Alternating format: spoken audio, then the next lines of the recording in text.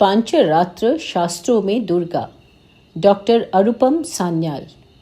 सुप्राचीन काल से सनातन धर्म की बहुत समुदाय हमारी भारत भूमि में उत्पन्न हुए। इन समुदायों के भिन्न भिन्न आचार, दर्शन, विचार इत्यादि सनातन धर्म के वैविध्य को दर्शाते हैं। उपास्य देवों की भिन्नता के अनुसार मुख्यतः इन समुदायों में भेद है। सनातन धर्म में शाक्त, शैव, सौर, कौमार, गाणपत्य, वैष्णव इत्यादि अनेक प्रकार के संप्रदाय प्रसिद्ध हैं। इनमें भी विविध भेद दिखाई देते हैं। इन संप्रदायों में वैष्णव संप्रदाय अन्यतम है। वर्तमान में संभवतः जनसंख्या के अनुसार वैष्णव समुदाय की संख्या ही अधिक है।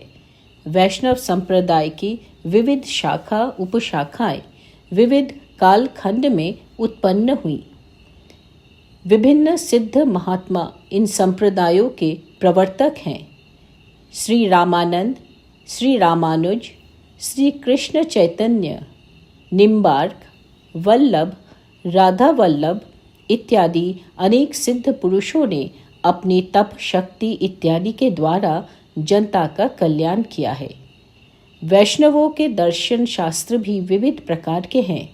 वेदांत शास्त्रों की अनेक प्रकार की वैष्णव व्याख्याएं हमें उपलब्ध होती हैं। अतः दार्शनिक दृष्टिकोण से भी यह संप्रदाय भारतीय दर्शन शास्त्र के इतिहास में एक महत्वपूर्ण स्थान रखता है। वैष्णवों के सबसे प्राचीन शास्त्र, जिसमें वैष्णवों के दार्शनिक और कर्मकांडीय विचार विमर्श देखा जाता है, वह है पांचरात्र शास्त्र। इस पांचरात्र शास्त्र का महत्व इससे स्पष्ट होता है कि ब्रह्म सूत्र के उत्पत्ति संभवाधिकरण में पांचरात्र मत के विषय में वर्णन किया गया है। पूज्यपाद आदि शंकराचार्य ने भी अपने ब्रह्म सूत्र भाष्य में पांचरात्र मत की चर्चा की है। यह वैष्णव तंत्र शास्त्र है। आगम शास्त्रों के नाम से भी ये शास्त्र जाने जाते हैं। रामानुज मत के अनुयायी प्रधानतः इन शास्त्रों को मानते हैं। पांचरात्र वैष्णव परंपरा अत्यंत प्राचीन है।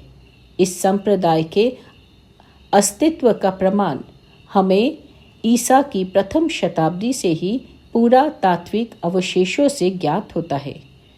पांचरात्र शास्त्रों में नारायण ही मुख्य उपास्य हैं। नारायण और उनके अंशावतार, उनकी प्रतिमा इत्यादि ही पांचरात्रों के प्रधान एवं एकमात्र आराध्य हैं। एक समय यद्यपि पूरे भारत में ही पांचरात्र मत के अनुयायी थे, परंतु वर्तमान काल में दक्षिण भारत के तमिलनाडु राज्य स्थित श्री वैष्णव संप्रदाय में इस मत के अनुयायी देखे जाते हैं। परंतु पांचरात्र दर्शन के द्वारा भारत के सभी वैष्णव संप्रदाय प्रभावित हुए हैं। पांचरात्र मत के अनेक प्रकार के भेद भी हैं। एकांती संप्रदाय तो विष्णु और उनके कुल देवता से भिन्न किसी अन्य देवता को पूजना तो दूर, उनका नामोच्चारण भी नहीं करते। यह आश्चर्यकर है। वास्तव में पांचरात्र में कहा गया है कि पांचरात्रों के एकमात्र उपास्य नारायण ही हैं और प्रपत्ति अर्थात शरणागति के द्वारा ही मोक्ष प्राप्ति संभव है। इसी प्रकार अन्यत्र भी देखा जाता है कि शाक्तों में शक्ति को परम उपास्य माना गया है। हमारा विवेच्य विषय पांचरात्र शास्त्रों में देवी दुर्गा है। यदि नारायण से इतर कोई और उपास्य नहीं है तो दुर्गा देवी की उपासना कैसे होती है? उसके उत्तर में कहा जाता है कि पांचरात्र शास्त्रों में दुर्गा देवी क्षेत्र रक्षक के रूप में पूजित होती हैं। देवी दुर्गा मुख्यतः द्वारपालिका भी हैं। शंख, चक्र, वर और अभयधारिणी महिष के कटे सिर के ऊपर खड़ी हुई देवी की प्रतिमा दक्षिण भारत के वैष्णव मंदिरों में देखने को मिलती हैं। इन्हें कोई कोई विष्णु दुर्गा भी कहते हैं। इस प्रसंग में एक बात अवश्य ध्यान देने योग्य है। यद्यपि वैष्णवों में इष्ट निष्ठा चरम है, वे अपने इष्ट के अलावा किसी अन्य की पूजा नहीं करते, परंतु इष्ट के परिवार पार्षद के रूप में अनेक तथाकथित अवैष्णव देवताओं की पूजा वे करते हैं। दक्षिण भारत में देवी को विष्णु की बहन भी माना जाता है। शैवों में विष्णु और शक्ति अभेद स्वरूप हैं, ऐसी मान्यता है।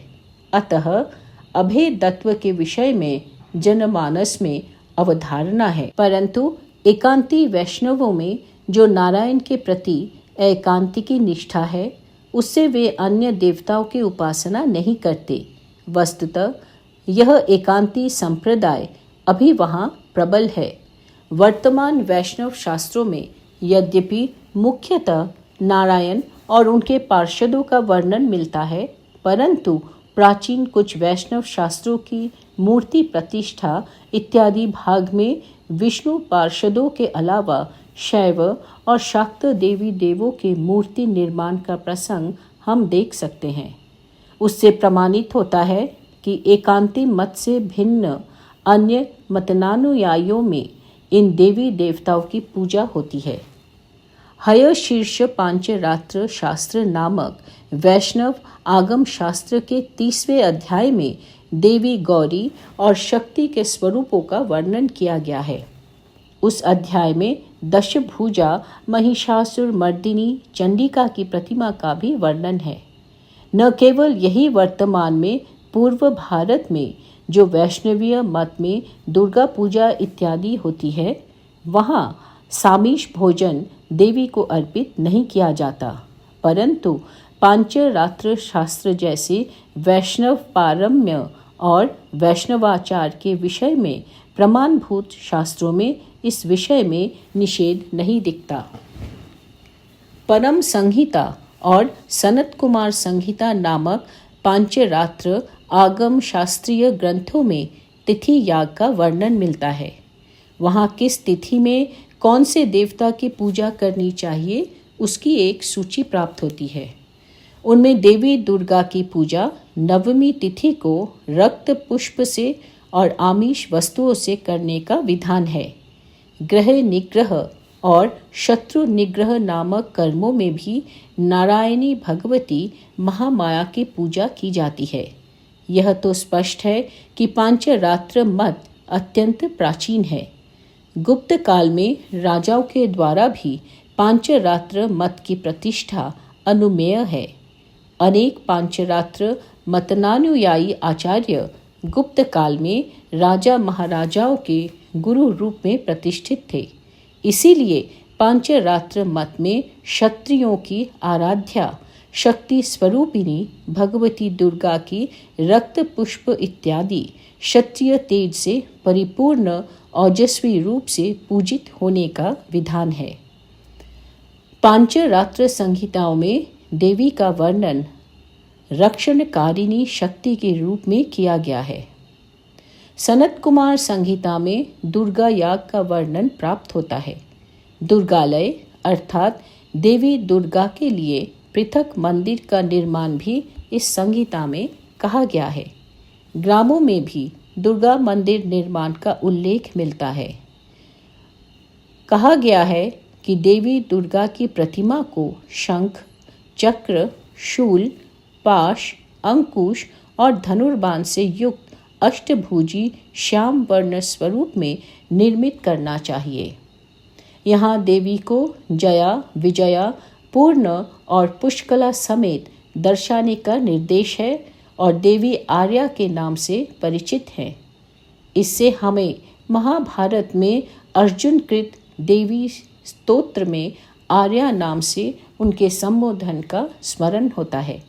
आर्या बहुत प्राचीन काल से ही देवी का एक नाम है जो सम्मान के अर्थ में प्रयुक्त है। गुप्त काल तक जब पांचरात्र वैष्णव आगमों का आधिपत्य पूरे उत्तर भारत में था, तब भी यह देखने को मिलता है देवी को योग निद्रा नाम से भी संबोधित किया गया है और उनका श्याम वर्ण योग निद्रा स्वरूप का ही द्योतक है।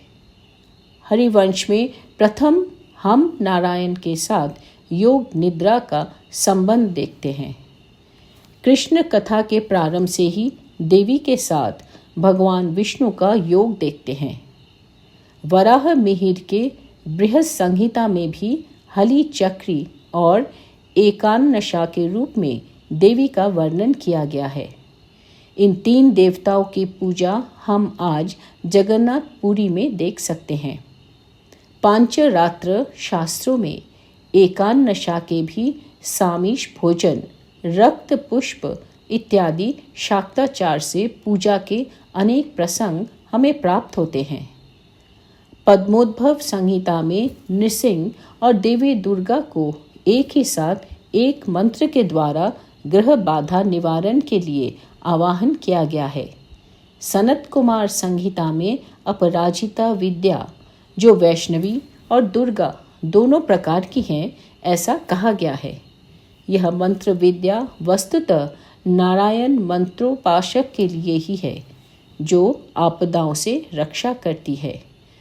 वैष्णव शास्त्रों में मूलतः पद्म इत्यादि रत्नत्रय नाम से प्रसिद्ध संहिताएं हैं।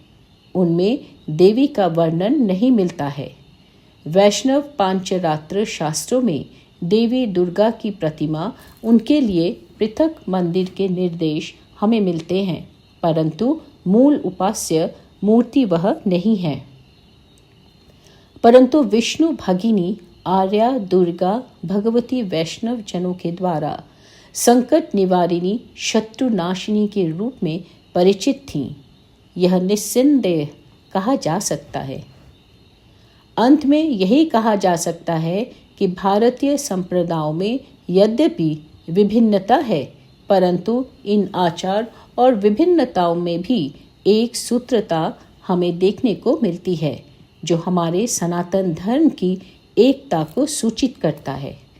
परस्पर अत्यंत भिन्न आचार होते हुए भी एक दूसरे के आचार का सम्मान और सहिष्णुता पूर्वक उसके दार्शनिक विचारों को आस्था से आत्मसात करना हमारे भारतीय धर्म समुदायों की उदारता और परम सहिष्णुता का प्रमाण है। यही हमारी विरासत है।